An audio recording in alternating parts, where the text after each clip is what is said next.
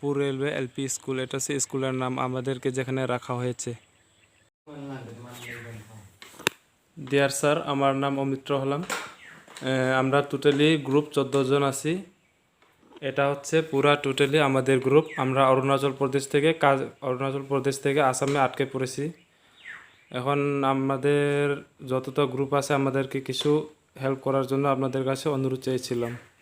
আমরা অরুণাচল থেকে এসেছি 24 তারিখ রাত্র আসাম গৌপুর স্টেশনে পাশে আমরা এসে পড়েছি। তো আমাদের এখন টাকা পয়সা নেই, আমাদের টাকা পয়সা শেষ হয়ে গেছে। এখন আজকে অন্তত পক্ষে কিছু 500-600 টাকা আমাদের কাছে আছে 14 জনের মধ্যে।